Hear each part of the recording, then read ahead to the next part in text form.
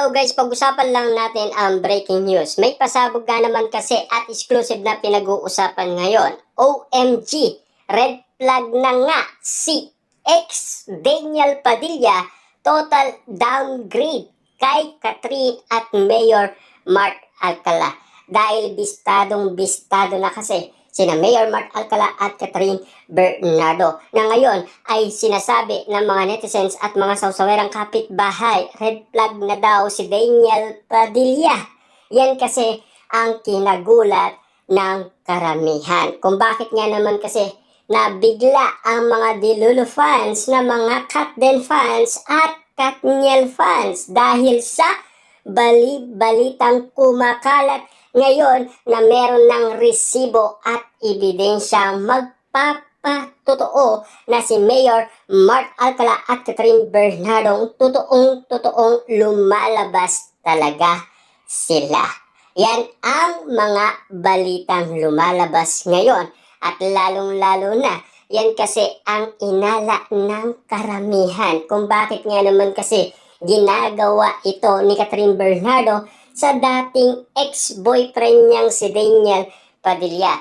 Tama nga ba ang issue ngayon kina Catherine Bernardo at Daniel Padilla? Lalong-lalo na kung meron ng resibo. At lalong-lalo na, ika nga kasi ng karamihan, totoong bad boy daw ang kagustuhan ni Catherine Bernardo. Siyempre, wala tayong magagawa doon.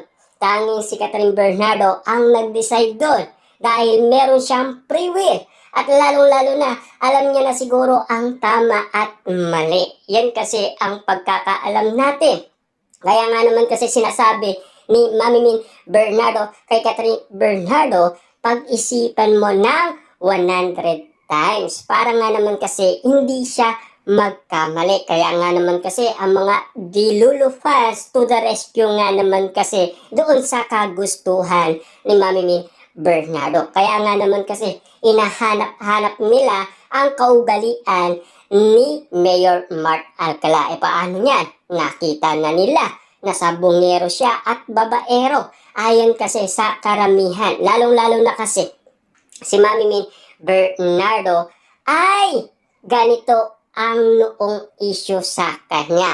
Pinalo niya tapos unfollow. Mabilis nga naman kasing kumilos ang mga mata ng mga netizens at mga sawsawerang kapitbahay. Ika nga kasi ng mga netizens, yung tipong I can fix him dahil sa pagiging bad boy ni Mayor Mark Alcala. Dahil yan kasi ang suggestion at reaction ng mga tao patungkol sa nakikita nila, naririnig nila, lalong-lalo na doon sa resibong nakita nila at pinagmamasdan nila. Ika nga kasi ng iba, parang buntis daw si Catherine Bernardo sa nasabing picture na nakita nila sa airport. Diba? Lalong-lalo na katotohanan na daw ang chismis ngayon kina Mayor Mark Alcala at Catherine Bernardo na talagang totoong kasama ni Catherine Bernardo si Mayor Mark Alcala at hindi talaga haka-haka at hindi talaga fake news. Yan kasi ang malinaw na balita.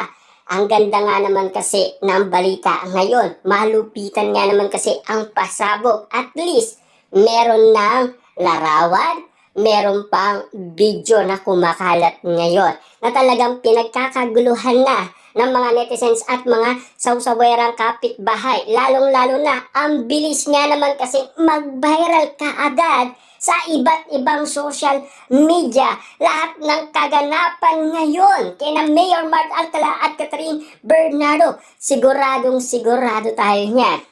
Magseselos na naman si Daniel Padilla dahil nagkaroon na ng resibo at ebidensya. Dahil noon, kapag merong resibo at ebidensya kina Alden Richard at Catherine Bernardo, ika nga kasi ng mga netizens at mga sawsawerang kapitbahay, nagseselos na yan si Daniel Padilla at inggit na yan. Yan kasi ang mga pinag-uusapan at lalong-lalo na sa mga reaksyon noon ni Daniel Padilla, lalong-lalo na yung hindi nagustuhan ng karamihan na pagmumura ni Daniel Padilla dahil sa kinabaliwan sina Alden Richard at Catherine Bernardo. Talaga ang lakas ng kilig noon kina Alden Richard at Catherine Bernardo. Na ngayon, ito naman ang kinababaliwan ng mga netizens at mga sausawerang kapitbahay. Lalong-lalo na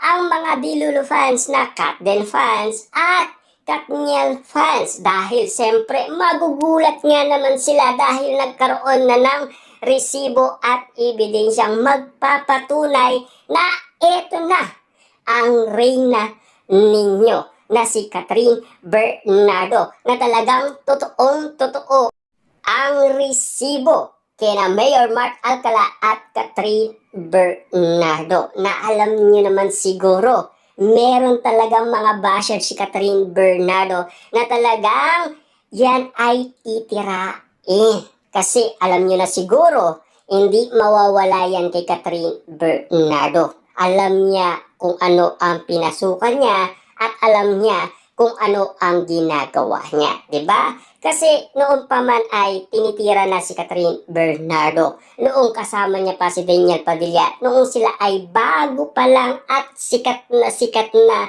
Kaya nga naman kasi ang iba't ibang mga tao nag-iisip ng paraan para pabagsakin si Catherine Bernardo. Pero hindi kayang pabagsakin nino man yan. Si Catherine Bernardo, malakas na yan. Lalong-lalo na, hindi lang naman sa Pilipinas, maging sa ibang bansa. Marami yan mga fans. Kaya nababalitaan na lang natin na si Daniel Padilla kapag siya ay pumunta sa London, nag-aabang umano ang mga Katniel fans sa ibang bansa. Dahil alam nyo na siguro, maaga silang bumili ng ticket. Pero ang inaasaan nila, sana makasama ni Daniel Padilla ang dating ex-girlfriend niyang si Catherine Bernardo. Malaki nga naman kasi ang chance ba ng maraming tao? Or baka yun ay aka-aka lang at kwento-kwento lang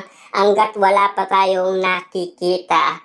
Hindi natin pwedeng basihan ang kwento-kwento lang. Mas maganda kapag meron talagang resibo, di ba?